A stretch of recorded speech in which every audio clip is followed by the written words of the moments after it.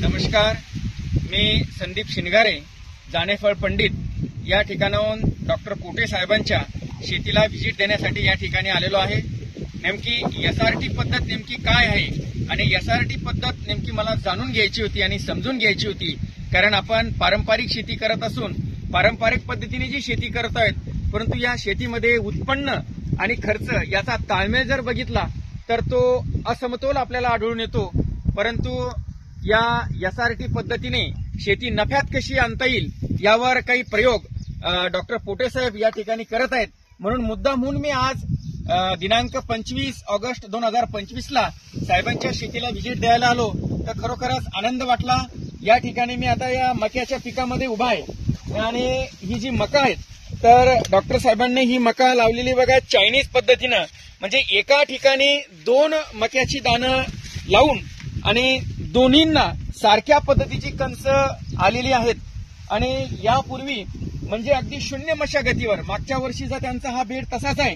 मागच्या वर्षी त्यांनी हे बघा या ठिकाणी आपल्याला तुरीचा एक खोड या ठिकाणी दिसत आहेत, खोड दिसत आहेत, या मागे पण समजा तुरीचे आपल्याला अवशेष या ठिकाणी दिसत आहेत की मागच्या वर्षीची तुरीचे खोड तसेच असून त्याच्यावरच त्यांनी एसआरटी पद्धतीत आणि चिनी पद्धत या दोन्हीचा संगम करून या ठिकाणी मका लागवड केलेली आहे। आणि या मक्यामध्ये आपण जनरल पद्धतीने जी मका लावतो या मक्यापेक्षा अगदी 1.5 ते 2 पटीने उत्पादन शिल्लक मिळतं, हे त्यांच्या अनुभवावरून शिकायला मिळालं। त्याच पद्धतीने आपण या बाजूच्या सोयाबीनच्या प्लॉटमध्ये जर बघितलं तर सोयाबीनचा प्लॉट सुद्धा अत्यंत दर्जेदार आहे। मगाशी आम्ही या सोयाबीनच्या झाडाच्या शेंगा मोजल्या असता एका झाडाला जवळजवळ 250 ते 250 पर्यंतच्या शेंगा आहेत। अगदी प्रत्येकाला एक फांदी ही आपल्या एका झाडासारखी दिसते, एवढ्या शेंगा याला लागलेल्या आहेत। आणि नक्कीच या पद्धतीने उत्पादन हे अत्यंत दर्जेदार आणि चांगलं मिळतंय। आणि 0 मशागतीवर या शेतीला साहेब, आता या शेतीला तुम्ही कोणत्या वर्षी नांगरली केलेली आहे? आता आपलं हे 4थं वर्ष आहे। आपण गेल्या 3 वर्षापासून म्हणजे आता हे 4थं वर्ष आहे, अजिबात नांगरणी केलेली नाही, म्हणजे रोटाटर नाही, याच्यामध्ये कोणतीच आपण आंतर मशागत केलेली नाही। आणि एका वर्षामध्ये किती पिकं घेता साहेब तुम्ही? आपण 2 पिकं घेतो। 2 पिकं म्हणजे तसं आपल्याला 3ही पिकं घेता येतात, परंतु आपल्याकडे उन्हाळ्यामध्ये पाणी कमी असल्यामुळे आपण 2च पिकं घेतो। आणि तुम्ही बघू शकता या ठिकाणी मागच्या वर्षीचे साहेब या ठिकाणी आपण काय लावलं, तर कपाशीची बहुतेक एक खोड असलं पाहिजे, कपाशीचे मुळं यांनी। आणि प्रत्येक ठिकाणी असं, या ठिकाणी असं नाही, तर तुम्ही बघू शकता या ठिकाणी बघा हे कपाशीचं खोड आहे, त्याच्यानंतर पुढे बघू शकता कपाशीचं खोड आहे। म्हणजे यामध्ये मागील वर्षीच्या पिकांचे अवशेष या ठिकाणी तसेच आहे। या अवशेष ठेवल्यानंतर याचा बेनिफिट्स आपल्याला काय मिळतो साहेब या एसआरटी मध्ये? आपण हे जे अवशेष ठेवतो जमिनीमध्ये, जे मुळं ठेवतो, हे मुळं आपले कुजतात आणि कालांतराने त्याच्यापासून आपल्याला आपल्या मालाला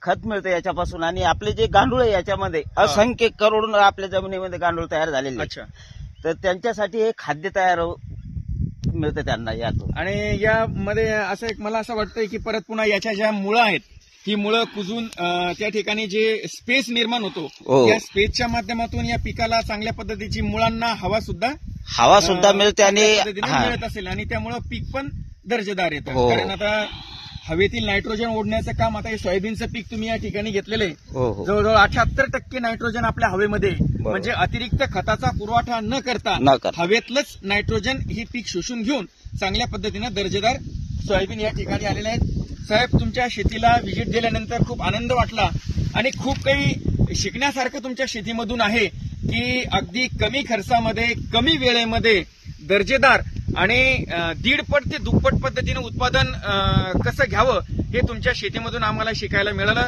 साहेब, तुमच्या शेतीचा आपल्या परिसरामध्ये खूप चांगल्या पद्धतीने फायदा हो आणि वेळोवेळी आम्हाला ज्या पद्धतीने मार्गदर्शन, आणि नक्कीच पुढच्या वर्षी सुद्धा मी अशाच पद्धतीचं व्यवस्थापन करून माझ्या शेतीमध्ये हा प्रयोग करील तुमच्या मार्गदर्शनाखाली। तुम्ही वेळोवेळी आम्हाला मार्गदर्शन करजा हीच अपेक्षा व्यक्त करतो आणि थांबतो। नक्कीच सर, तुम्हाला केव्हाही आमची मदत लागली एसआरटी विषयी आम्ही कधीही तुम्ही मला फोन करा, तुम्हाला सगळी सविस्तर माहिती दिली जाईल। आणि तुम्ही आलात आमच्या शेतीला भेट दिली त्याबद्दल मी तुमचा खूप खूप आभारी आहे. यातून एक संदेश तुम्ही शेतकऱ्यांना काय देऊ शकता? शेतकऱ्यांना मी एकच संदेश देऊ शकतो की आपण काय करतोय, शेती करतोय, खर्च पण करतोय आणि खर्च करत असताना आपला उत्पन्न आणि खर्च यांचा काही ताळमेळ बसत नाही. आपण उत्पन्नापेक्षा बऱ्याच अंशी आपल्याला खर्च जास्त वाढतो, उत्पादन कमी होतं. परंतु अगदी या SRT मध्ये जे तुमचं तंत्रज्ञान आहे म्हणजे शून्य मशागत तंत्र आणि म्हणजे यामध्ये नांगरणीची गरज नाही, त्याच्यानंतर आंतर मशागतीची गरज नाही. म्हणजे रासायनिक वापरता तुम्ही परंतु तणनाशकांचा जास्तीत जास्त वापर करून म्हणजे आपली जमीन कशी भुसभुशीत राहील याची जी तुम्ही काळजी घेता त्याच्यातून आम्हाला हे शिकायला मिळतं आणि हे खरं शिकण्यासारखे की आपण रोटावेटर, नांगरणी, त्यानंतर कोळपणी यावर जो वेळ पण वाया घालतो आणि खर्च पण वाया घालतो हा न घालता आपण प्रायोगिक तत्वावर का होत नाही. तर मी असा संदेश देऊ इच्छितो की बाबा तुम्ही तुमच्याकडे जी 10-20 एकर शेती आहे त्यापैकी कमीत कमी 2 एकरावर तरी आपण हा प्राथमिक स्वरूपामध्ये प्रायोगिक तत्वावर असा प्रयोग करावा हीच अपेक्षा व्यक्त करतो. आणि मी नक्कीच माझ्या शेतीमध्ये जे काही 20-22 एकर शेती आहे या शेतीतून नक्कीच एक 5 एकरावर तरी हा प्रयोग मी यशस्वीपणे राबवील. अगदी या येणाऱ्या खरीपाच्या आपल्या रब्बीच्या हंगामापासून तरी त्याचा मी वापर करेन. धन्यवाद सर.